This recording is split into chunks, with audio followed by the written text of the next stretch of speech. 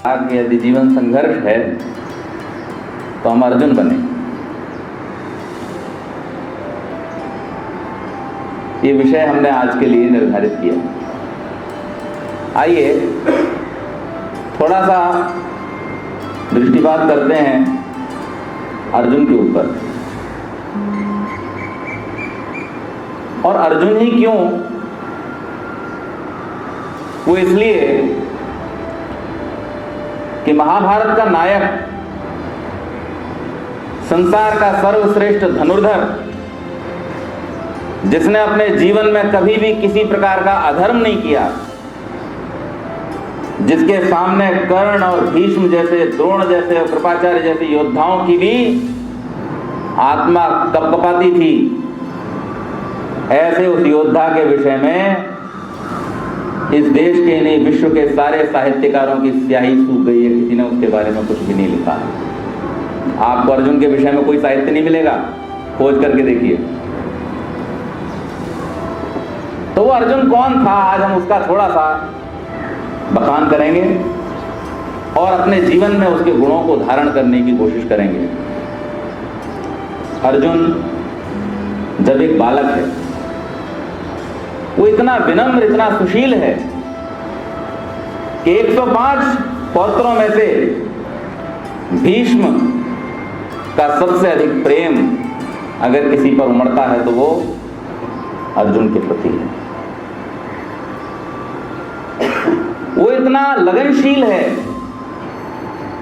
इतना केंद्रीय भाव उसके अंदर है, इतनी तल्लीनता उसके अंदर है कि जब 105 राजकुमार गुरुकुल के अंदर पहुंचते हैं जिनसे गुरु द्रोण का कोई परिचय नहीं है, उस समय में जब वो उन 105 में से पहले ही परिचय में किसी को अपना सबसे प्रिय शिष्य चुन लेते हैं तो वो कौन है? वो अर्जुन है। ऐसा अद्भुत बालक अर्जुन अपने जीवन की जब युवावस्था में पहुंचता है तो युवावस्था में पहुंचने के बाद वो भाई जिन्हें वो बड़े हृदय से प्रेम करता था, उसे पता चलता है कि वो उसके साथ में शत्रुता मानते हैं। बचपन में भी बहुत सारी घटनाएं हुई, लेकिन उसके बावजूद भी अर्जुन का प्रेम कभी अपने भाइयों के प्रति कम नहीं हुआ। लेकिन युवावस्था में पहुंचने के बाद जब मारने तक की स्थिति आ गई, तब मन में एक विचार आया कि कोई शत्रुता का भाव मेरे भाइयों के मन में पनप रहा है। भीम प्रतिकार करते हैं और संबंधी प्रतिकार करते हैं, लेकिन अर्जुन वहां पर भी किसी प्रकार का प्रतिकार नहीं करता, केवल उपेक्षा भाव से उससे दूर रहने का प्रयास करता है। अर्जुन एक बहुत अच्छा भाई है। लक्ष्मण का बखान तो आपने सब जगह सुना है, लेकिन जब हम रामायण पढ़ते हैं तो लक्ष्मण का भी एक समय ऐसा आता है कि जब रामचंद्र जी कुछ कह देते हैं और लक्ष्मण भी उनके ऊपर क्रुद्ध होकर के हथियार उठाने को तैयार हो जाते हैं। लेकिन जीवन की कैसी परिस्थितियां अर्जुन के सामने आई, आप सबने महाभारत के विषय में पढ़ा है। और वो सारे अच्छे और बुरे निर्णय युधिष्ठिर के लिए हुए थे। अर्जुन चाहता तो 1 मिनट में युधिष्ठिर को शांत कर सकता था। इतना बल, इतना साहस, इतना पराक्रम उसके पास में था कि चारों भाई और 100 कौरव मिलकर के भी उसका कुछ नहीं बिगाड़ सकते थे। और इसका प्रमाण क्या है? इसका प्रमाण है जब महाभारत का युद्ध चल रहा है, उस समय में भीष्म के हताहत होने के बाद में दुर्योधन, द्रोणाचार्य जब उनके सेनापति बने तो उनसे कहता है कि महाराज आप युधिष्ठिर की तरफ आगे जा रहे हैं, लेकिन ध्यान रखना युधिष्ठिर मारा ना जाए, उसे बंदी बना लेना, फिर हम उसे जुए के लिए फिर बिठा लेंगे, लेकिन मार मत देना भूल से भी। अगर तुमने युधिष्ठिर को मार दिया तो क्षण भर के अंदर अर्जुन हमारे सारे परिवार का नाश कर देगा, मेरे सारे भाइयों के साथ सारे महारथियों को मार देगा। ये पराक्रम है उसका। तो वो चाहता तो क्षण भर में इनको शांत करके बिठा देता, लेकिन वो एक इतना अच्छा भाई है कि अपने भाई के लिए हुए निर्णयों पर वो दुर्योधन का दास बनने को भी तैयार हो जाता है। जंगलों जंगलों मारा मारा फिरता है। एक बार भी कहीं किसी बात पर वो किसी प्रकार की प्रतिक्रिया व्यक्त नहीं करता। शांत भाव से जो भाई का आदेश है उसको मान रहा है, जिसे उसने सम्राट माना है उसके आदेश का पालन कर रहा है। आप देते हैं साहित्यकारों में ये बात देखने में आती है कि कर्ण की मित्रता को उन्होंने दुनिया भर के बखान किए हैं। भीष्म की राज्य निष्ठा का उन्होंने दुनिया भर में बखान किया है। और बहुत सारे पात्र हैं महाभारत के जिनके बारे में नाना प्रकार के काव्य लिखे गए, खंड काव्य लिखे गए, कविताएं रचनाएं की गई, साहित्य लिखा गया। लेकिन धन्य है अर्जुन की निष्ठा कि वो इस बात का भी प्रतिकार नहीं करता कि उसके भाई ने उसको दांव पर लगा दिया, जुए में हार गया। वो सहज भाव से दासता को स्वीकार कर लेता है। जब युवावस्था आती है और द्रौपदी का स्वयंवर हो रहा है, देश विदेश के राजा वहां पर आए हुए हैं, श्री कृष्ण भी वहां पहुंचे हैं, और श्री कृष्ण जब उन योद्धाओं के बीच में अर्जुन को देखते हैं, उसके पराक्रम से अभिभूत हो जाते हैं और उसे अपना मित्र बना लेते हैं। और बाद में पता चलता है कि वो जो उनकी फूफी खोई हुई थी, जिनके विषय में ये समझाया जा रहा था कि ये लोग मर गए अपने बच्चों के साथ में, वो फूफी उन्हीं कुंती का वो पुत्र है। वहां कृष्ण और अर्जुन का पहला परिचय होता है और कृष्ण उसको अपना अभिन्न मित्र मान लेते हैं। क्या कारण था कि जिस समय 5 पांडव अर्जुन को कृष्ण को मिले, उस समय केवल अर्जुन से ही मित्रता हो पाई कृष्ण की। ये अर्जुन का विनम्रता भाव था, ये अर्जुन का शील था, ये अर्जुन का एक व्यवहार कुशलता थी कि कृष्ण ने 5 पांडवों में सर्वश्रेष्ठ अर्जुन को पाया और उन्हें अपना मित्र बनाया। केवल मात्र मित्र ही नहीं बनाया, आप सब जानते हैं कि कृष्ण की बहन सुभद्रा के साथ में अर्जुन का विवाह भी हुआ, जिनका पुत्र अभिमन्यु था। जब इनकी मित्रता की बात हम करते हैं तो महाभारत में वेदव्यास लिख रहे हैं कि कृष्ण कहते हैं अर्जुन से, हे मित्र, मेरे शरीर की बोटी बोटी तुम्हारे काम आ जाए तो मैं अपनी मित्रता को सफल समझूंगा। अर्जुन उत्तर देते हुए कहते हैं, मेरे प्राण हैं किस लिए, आदेश तो करो, मैं अभी तुम्हारे लिए अपने प्राणों को छोड़ सकता हूं। ऐसी घनिष्ठ मित्रता इन दोनों के बीच में है। दुर्योधन स्वयं कहता है कि ये 2 शरीर जरूर दिखाई देते हैं, लेकिन इनके अंदर एक ही आत्मा वास करती है, इनको अलग नहीं किया जा सकता। ऐसा मित्र है अर्जुन। एक बहुत ही श्रेष्ठ धनुर्धर है और क्षत्रिय है। आपको याद होगा, और साहित्यकारों ने इस बात को बड़े ही उल्टे ढंग से प्रस्तुत किया है अपने साहित्य में। वो लिखते हैं कि जब कर्ण ने अर्जुन को ललकारा तो अर्जुन ने कर्ण का अपमान कर दिया, ये कहकर के कि मैं तुमसे युद्ध नहीं करूंगा। लेकिन मैं अर्जुन के पक्ष में बैठ करके जब सोचता हूं तो अर्जुन के मन में क्या रहा होगा। अर्जुन सोचता है कि मैं क्षत्रिय हूं और अगर मैं किसी और को मार देता हूं तो कल को मेरे जीवन पर एक कलंक लग जाएगा कि क्षत्रिय होकर के तुमने अक्षत्रिय के ऊपर प्रहार किया और उसको मार दिया, इसमें तुमने कौन सी अपनी वीरता का प्रदर्शन किया। अर्जुन कहता है कि मैं क्षत्रिय हूं और मैं केवल क्षत्रिय से ही युद्ध करूंगा। वो एक धनुर्धर है, वो एक क्षत्रिय है, वो अपने धर्म को पहचानता है। और अर्जुन का पूरा जीवन महाभारत में पढ़ने पर भी आपको कहीं पर एक ऐसा वहां पर अंश नहीं मिलेगा जहां पर अर्जुन ने किसी भी प्रकार का अधर्म किया हो। जिस समय अज्ञातवास में और वनवास के समय में ये विराट के यहाँ उनकी पुत्री को बृहन्नला के रूप में नृत्य आदि सिखाता है, संगीत की शिक्षा देता है, और जब उन्हें पता चलता है कि ये अर्जुन है तो वो अपनी पुत्री उत्तरा का विवाह का प्रस्ताव अर्जुन के साथ में रखते हैं। चरित्र देखिए अर्जुन का। अर्जुन कहता है, नहीं, ये मेरी शिष्या है, मेरी पुत्री के समान है, मैं इसको अपनी वधू नहीं बल्कि पुत्र वधू स्वीकार करूंगा। और अर्जुन के लिए उसका, तो अभिमन्यु के लिए उसका प्रस्ताव स्वीकार करता है। इतना उच्च चरित्र है अर्जुन का। पूरे जीवन को हम अर्जुन के अगर दृष्टिपात करें तो कहीं पर भी हमको कलंकित अर्जुन दिखाई नहीं देता। जिस समय युद्ध का समय आता है उस समय भी अर्जुन हमेशा यही प्रयास कर रहा है कृष्ण को बार बार कह रहा है किसी भी प्रकार से अगर इस युद्ध को टाला जा सकता है तो टाल दीजिए।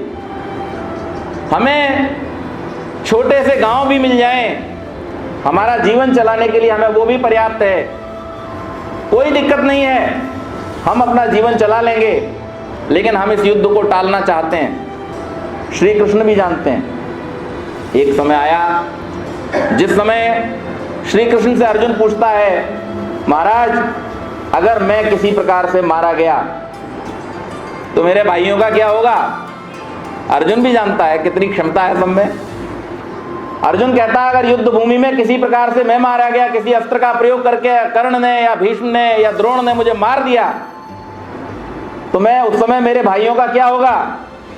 कृष्ण उस समय कहते हैं कि मैं जानता हूं कि तुम्हें मारने का सामर्थ्य किसी में नहीं, और यदि ऐसा हुआ भी तो निश्चिंता मत करो, तुम्हारे भाइयों की रक्षा मैं करूंगा। मैं जब चाहूं इनको मसल सकता हूं, मेरे पास शक्ति की कोई कमी नहीं है। लेकिन कृष्ण ने हथियार न उठाने की बात क्यों कही? उसका भी एक बहुत बड़ा राजनीतिक कारण था। कृष्ण ने हथियार नहीं उठाया जिस समय अर्जुन, और आप कमाल की बात देखिए, युधिष्ठिर जब कृष्ण की सेना की सहायता मांगना चाहता है तो वो स्वयं नहीं जाता, किसे भेज रहा है? विश्वास है, उसकी नीति पर विश्वास है। क्यों? क्योंकि अर्जुन ने एक और जहां धनुर्विद्या सीखी थी, किसके साथ बैठ करके? द्रोणाचार्य के साथ बैठ करके, तो वहीं पर नीति उसने भीष्म से सीखी थी। वो जानते थे कि नीति में जितना ये निपुण है उतना हम में से कोई भी नहीं है, इसलिए अर्जुन को भेजते हैं कृष्ण के पास सहायता मांगने के लिए। और जिस समय अर्जुन कृष्ण के पास पहुंच करके उनके सामने बैठ जाता है, दुर्योधन आकर के सिरहाने बैठ जाता है। दुर्योधन पहले आया है, लेकिन कृष्ण की जब आंख खुलती है तो सामने अर्जुन को बैठा पाते हैं। वो कहते हैं मांगो, क्या मांगते हो? दुर्योधन कहता है पहले तो मैं आया। नहीं बोले, मेरी दृष्टि तो पहले अर्जुन के ऊपर पड़ी है, इसलिए अधिकार अर्जुन को है। अर्जुन को मांगने का अधिकार पहले दे देते हैं, लेकिन एक शर्त रख देते हैं। और क्या शर्त रखते हैं? एक तरफ मेरी सेना रहेगी और एक तरफ मैं रहूंगा, लेकिन शस्त्र नहीं उठाऊंगा, युद्ध नहीं करूंगा। दुर्योधन असमंजस में है, लेकिन अर्जुन पूरी तरह से निश्चित है, उसके मन में कोई संशय नहीं है। वो इस बात के लिए निश्चित है कि चाहे वो युद्ध करें, चाहे वो युद्ध न करें, चाहे वो सेनाओं के साथ हो, चाहे वो सेनाओं से रहित हो, लेकिन मुझे किसको मांगना है? मुझे कृष्ण को ही मांगना है। और जिस समय वो कृष्ण को मांगता है, दुर्योधन मन में ठहाके मार रहा है, बोले वाह कैसा मूर्ख है, देखो न ये लड़ेगा, न इसकी सेना इसके साथ है, न ये शस्त्र उठाएगा, और फिर भी ये मूर्ख इसको लेकर के जा रहा है, इसकी लगता है पूरी की पूरी मति मारी गई है। लेकिन कृष्ण का वो निर्णय बहुत महत्वपूर्ण निर्णय था। अगर कृष्ण हथियार उठाते तो निश्चित रूप से बलराम, दुर्योधन जो उनका सबसे प्रिय शिष्य था, बलराम दुर्योधन की तरफ जाकर के वहां से हथियार उठाते।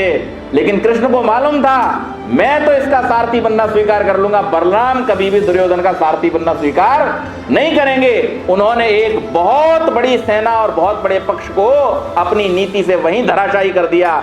बलराम कभी दुर्योधन की तरफ से युद्ध लड़ ही नहीं पाए, क्योंकि कृष्ण ने कह दिया था मैं युद्ध नहीं लड़ूंगा। तो अर्जुन को यह ज्ञात है कि क्या करना है, वो बड़ा नीतिज्ञ है। और उसके बाद जब हम उसकी प्रतिज्ञाओं को देखते हैं, आप सबने देखा जब द्यूत क्रीड़ा हुई उस समय में भीम बहुत क्रोधित हो जाते हैं। जब दुर्योधन ने बड़ी असभ्यतापूर्ण बातें द्रौपदी के लिए कही, जब द्रौपदी के साथ वहां दुराचार हुआ, उसको सभा में लज्जित किया गया, उस अवस्था में भीम भयंकर प्रतिज्ञाएं कर लेते हैं, कहते हैं इसको मार डालूंगा, इसकी छाती फाड़ करके उसका खून पीऊंगा। ऐसी 2 प्रतिज्ञाएं भीम लेते हैं, दुर्योधन की जंघा तोड़ने की और दुशासन की छाती का लहू पीने की। अर्जुन भी वहां मौजूद है। क्या अर्जुन ने कोई प्रतिज्ञा ली क्रोध में आकर के? नहीं, अर्जुन क्रोध में आकर के कोई प्रतिज्ञा नहीं लेता, शांत भाव से देख रहा है सब कुछ।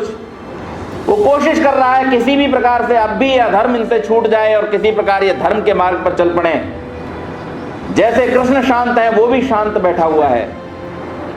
और जब प्रतिज्ञा लेने का समय आया उस समय इतनी भीषण प्रतिज्ञा लेता है, आप अगर महाभारत के उन श्लोकों को पढ़ें तो आपका दिल दहल करके रह जाएगा। जिस समय में अभिमन्यु जब अर्जुन चला जाता है दूसरी तरफ युद्ध करने के लिए और धृतराष्ट्र युधिष्ठिर को पकड़ने की योजना द्रोणाचार्य अपने साथियों के साथ में बनाते हैं, चक्रव्यूह की रचना करते हैं। उस समय में अर्जुन चले हुए हैं, एक ही मात्र योद्धा है जो सेना में चक्रव्यूह को भेदना जानता है और वो कौन है? अभिमन्यु। मात्र 30 वर्ष का युवक जिसे पिता के अभिमान की, स्वाभिमान की रक्षा करनी है, अपने सम्राट युधिष्ठिर को बचाना है। वो जानता है कि मैं एक बार चक्रव्यूह के अंदर चला गया तो जा तो सकता हूं भेद करके, लेकिन लौटने का सामर्थ्य, लौटने की जो शिक्षा है वो मुझे नहीं मिली है। लेकिन वो अभिमन्यु कोई साधारण लोगों के बीच में पला बड़ा नहीं था। आपको मालूम होगा जिस समय वनवास पर ये लोग गए हुए थे उस समय वो अभिमन्यु को श्री कृष्ण के पास छोड़ करके गए थे। उसने श्री कृष्ण से वीरता का पाठ पढ़ा था, नीति का पाठ पढ़ा था। वो अर्जुन के जैसा वीर था और श्री कृष्ण के जैसा नीतिज्ञ था। उस समय में वो निर्णय लेता है कि नहीं, मेरे सम्राट को नहीं पकड़ा जाना चाहिए और उस चक्रव्यूह का भेदन करने के लिए वो अकेला कूद पड़ता है। उसके पीछे भीम चले, उसके पीछे सात्विकी चले, उसके पीछे नकुल और सहदेव चले। लेकिन जयद्रथ को जब ये पता चला कि भेदता हुआ अभिमन्यु अंदर चला आ रहा है तो उसने एक ऐसा व्यू बनाया कि पीछे से किसी और को घुसने नहीं दिया। वो रोक देता है बाकी सबको, लेकिन अभिमन्यु को रोकने का सामर्थ्य उसके पास नहीं, क्योंकि वो तो अर्जुन से सीखा था ना। वो कृष्ण का चेला था, घुसता चला जाता है वीरता से और मारता चला जाता है जो सामने आता है उसको। और जब व्यू के बीच में पहुंच जाता है उस समय में महाभारतकार व्यास मुनि लिखते हैं कि जिस समय अभिमन्यु वहां पर बाण चला रहा है तो कर्ण कहता है द्रोण से कि इस आफत से कैसे बचा जाए, इसको हम कैसे रोकें, इसका तो धनुष दिखाई नहीं देता कब चल रहा है, इसका रथ भी दिखाई नहीं देता जिसको मैं भेद सकूं। ये तो इतनी तीव्र गति से हमारे सबके ऊपर बाण चला रहा है कि हम 6 महारथी होकर के भी इसका सामना नहीं कर पा रहे। द्रोण बड़े नीतिज्ञ हैं, वो देख चुके थे कि इसके पीछे जो सामान का रथ था उसको भी जयद्रथ ने रोक दिया है। वो कहते हैं थोड़ी देर और लड़ने दो इसको, इसके पास सामान नहीं है, कितनी देर लड़ेगा। और 6 महारथी मिलकर के उस अकेले अभिमन्यु का शस्त्रास्त्र समाप्त हो जाने के बाद में उसके धनुष को तोड़ करके, उसके रथ को तोड़ करके उस पर प्रहार करना शुरू करते हैं। बाण घुसे हुए हैं शरीर के अंदर, तो फिर वो चक्र उठा लेता है। चक्र भी जब हाथ से छूट जाता है तलवार उठा लेता है, तलवार भी जब हाथ से छूट जाती है तो गदा उठा लेता है। और महाभारतकार लिखता है कि जिस समय उसने गदा का प्रहार किया अश्वत्थामा कूद के हट गया, घोड़ों के सहित रथ की धज्जियां उड़ गई, सारथी भी मर गया और उसका पार्षदी भी मर गया।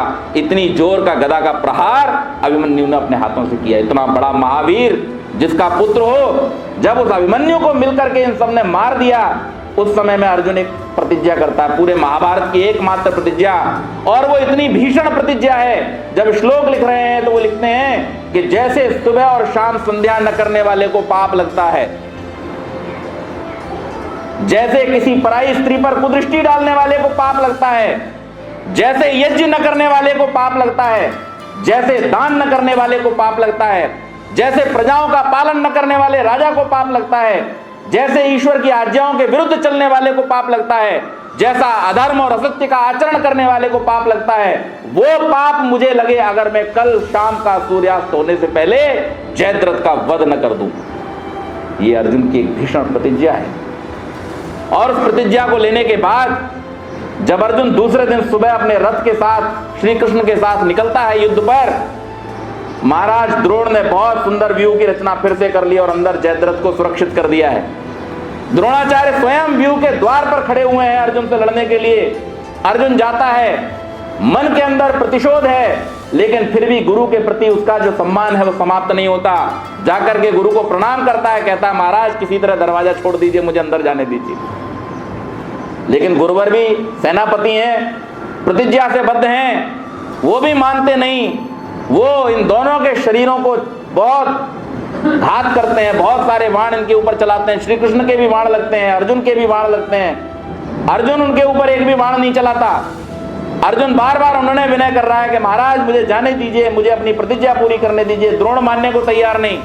उसके बाद अर्जुन शस्त्र उठाता है और बाणों का एक ऐसा समंदर खड़ा कर देता है द्रोणाचार्य के सामने। द्रोणाचार्य कहते हैं मुझे समझ ही नहीं आ रहा मैं बाण चलाऊं तो कहां चलाऊं, और उनको उस बाणों के धुंध में ढक करके और अर्जुन निकल जाता है अंदर, मारता चला जाता है जो सामने आ रहा है उसको, जो उसके प्रिय थे, जिन लोगों ने उसकी बात को स्वीकार किया, जो केवल मात्र इस कारण से जुड़े हुए थे कि उन्होंने अपने अपने धर्म का पालन करना था। अर्जुन को छेड़ता नहीं, उनको सिर्फ बांध करके चला जाता है, लेकिन जिन्होंने अधर्म का साथ दिया था उन्हें मारता हुआ वो अंदर घुसता है।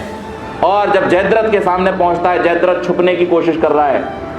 नीति पहले से तैयार थी, श्री कृष्ण और अर्जुन ने नीति बनाई थी कि जिस समय अगर ये छुपने का प्रयास करेगा तो हम क्या करेंगे। उन्होंने अपनी नीति का प्रयोग किया, श्री कृष्ण ने शंख बजाया और जिसको नियुक्त किया गया था उस व्यक्ति ने, जैसे आजकल हम आंसू गैस के गोले छोड़ते हैं ना, धुआं छा जाता है, उसी प्रकार का एक धुएं का वातावरण वहां पर बना करके तैयार कर दिया गया। जयद्रथ खुश हो गया, बोले अब तो ये अपनी प्रतिज्ञा में कमाल की बात ये देखिए, जैसे दयानंद के लिए दुनिया के सारे लोग कहते थे कि ये कभी अपनी प्रतिज्ञा से भ्रष्ट नहीं हो सकता, उसी तरह अर्जुन के लिए जयद्रथ जो उसका परम शत्रु है, जैसे मालूम है कल इसके पुत्र को मैंने मार दिया है, उसकी प्रतिज्ञा प्रतिशोध की लेकर के ये व्यक्ति आया हुआ है। लेकिन जयद्रथ भी जानता है कि अर्जुन अपनी प्रतिज्ञा से भ्रष्ट होने वाला नहीं है। अब सूर्यास्त हो गया, ये निश्चित रूप से मेरे ऊपर बाण नहीं चलाएगा, अब मुझे कोई मार नहीं सकता। वो भी खुल करके सामने आ जाता है, और जैसे ही खुल करके सामने आता है कृष्ण कहते हैं उठो अर्जुन, अपनी प्रतिज्ञा पूरी करो। सूर्य नारायण तो अभी आकाश में ही चमक रहे हैं, ये दुष्ट तुम्हारे सामने है जिसने तुम्हारे पुत्र को मारने में भरसक प्रयास किया है, नीति और छल का प्रयोग किया है, इसको मार करके इस धरती को पवित्र करो। और उसी समय एक ही बाण में अर्जुन उसका सिर धड़ से अलग कर देते हैं। ये वीरता, ये प्रतिज्ञाबद्धता है अर्जुन की कि वो निरंतर धर्म का पालन करते हुए आगे बढ़ रहे हैं। चाहे युधिष्ठिर का राजसूय यज्ञ का आयोजन हो और चाहे उनका अश्वमेध यज्ञ का आयोजन हो। आपको एक और घटना सुना देता हूं जो सामान्य रूप से आपने नहीं सुनी होगी। मणिपुर की राजकुमारी चित्रांगदा जिस समय राजसूय यज्ञ कर रहे थे उस समय अर्जुन वहां पर गए थे, और चित्रांगदा के भाई ने अर्जुन के सामने एक तो समर्पण किया और उसके बाद में अपनी बहन का विवाह का प्रस्ताव अर्जुन के सामने रखा। अर्जुन ने उस प्रस्ताव को स्वीकार किया, लेकिन मणिपुर की एक शर्त थी कि उनकी जो राजकन्याएं थी वो विवाह के बाद भी वहीं रहती थी, वो ससुराल नहीं जाती थी, उनके पुत्र ही वहां का राज्य चलाते थे। तो चित्रांगदा का एक पुत्र हुआ जिसका नाम था बब्रुवाहन, जो मणिपुर का राजा बना। जिस समय अश्वमेध यज्ञ करने के लिए अर्जुन अपना घोड़ा लेकर के मणिपुर पहुंचते हैं, उस समय चित्रांगदा ने बताया हुआ था बब्रुवाहन को कि अर्जुन तुम्हारे पिता हैं। जब बब्रुवाहन पहुंचता है तो उनको प्रणाम करता है और कहता है मैं आपका पुत्र बब्रुवाहन हूं। अर्जुन उस समय कहता है तूने मेरे नाम को खराब कर दिया।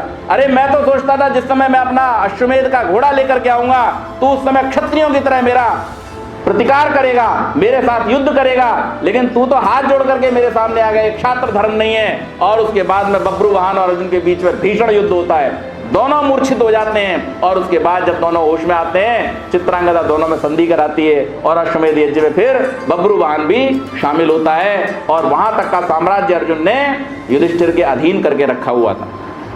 तो चाहे राजसूय यज्ञ हो चाहे अश्वमेध यज्ञ हो, योद्धा केवल एक है पांडवों के पास में जो जाकर के उनकी सारी जो महत्ता है, सारा जो उनका साम्राज्य है, उस साम्राज्य को एक सूत्र में बांध रहा है। वो कौन है? वो केवल और केवल अर्जुन है। ऐसे अर्जुन के विषय में जब हम साहित्य को टटोलना शुरू करते हैं तो वहां पर हमें दो पंक्तियां भी उसके बारे में कहीं लिखी हुई मिलती नहीं। आज का विषय हमने रखा था कि हम जीवन के संघर्ष में अर्जुन बने। कैसे हम अर्जुन बनेंगे? बात महत्व की यहां आती।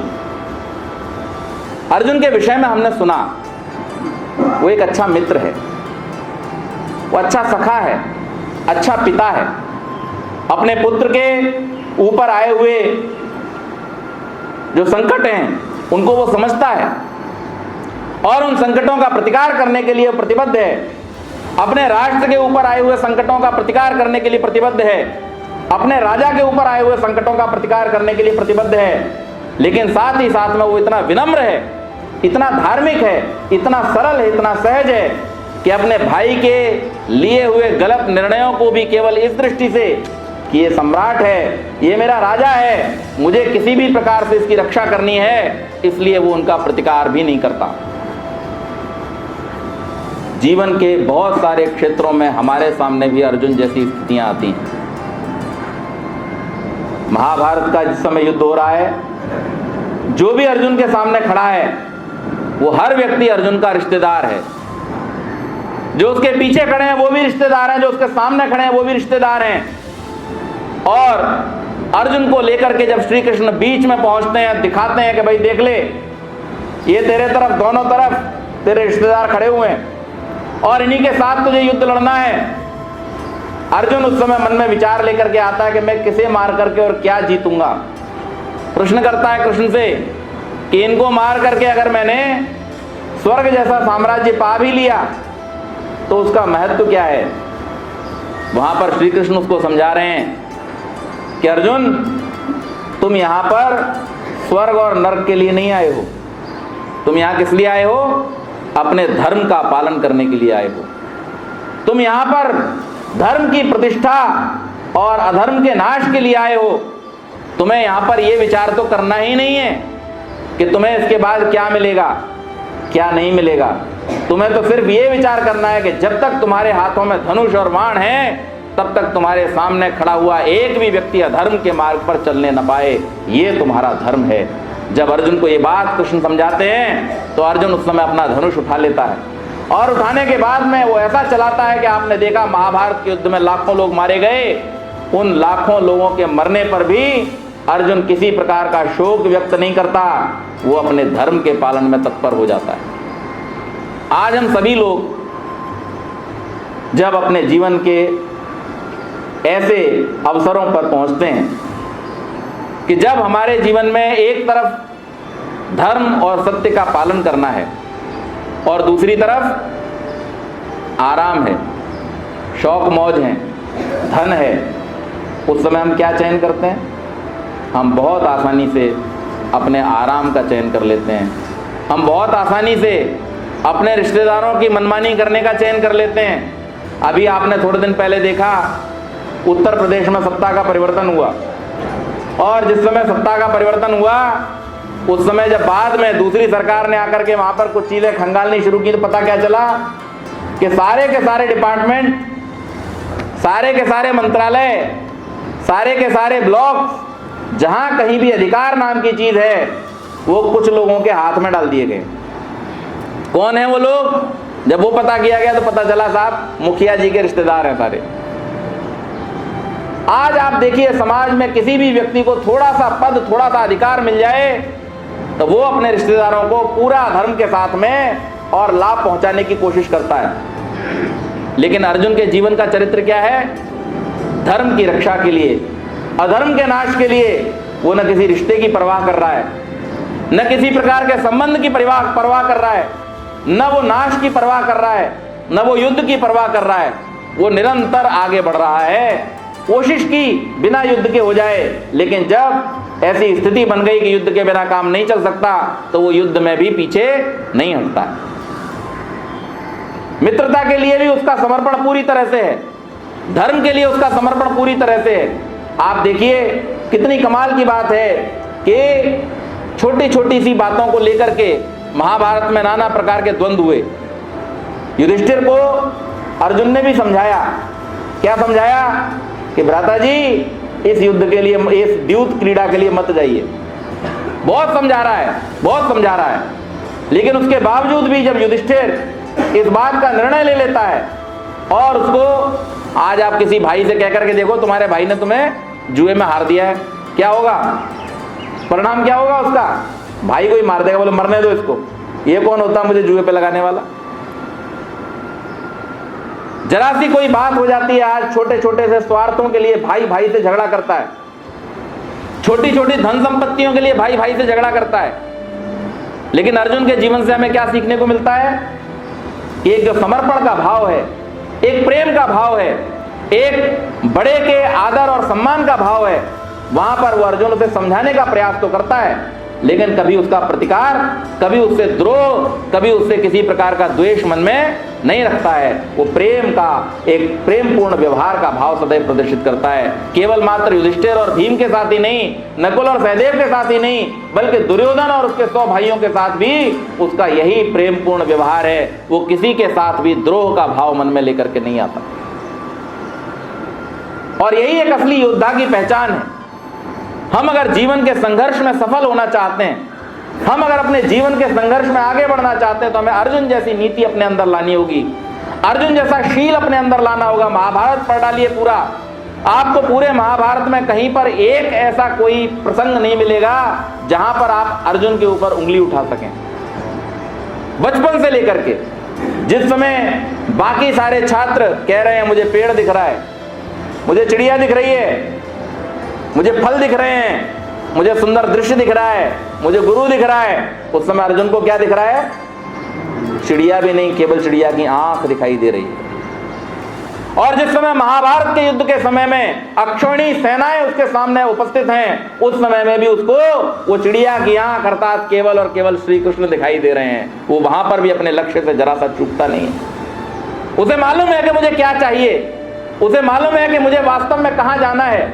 आज हम देखें हमारे जीवन में, अगर मैं पूछना शुरू करता हूं, बहुत जगहों पर मैं प्रश्न करता हूं अपने भाषण के बीच में कि आप लोगों के पास में कितनी संपत्ति है, कोई बता देता मेरे पास 2 मकान है, कोई बताता है मेरे पास 1 मकान है, किसी के पास में जमीन जायदाद है, किसी के पास बहुत कुछ है।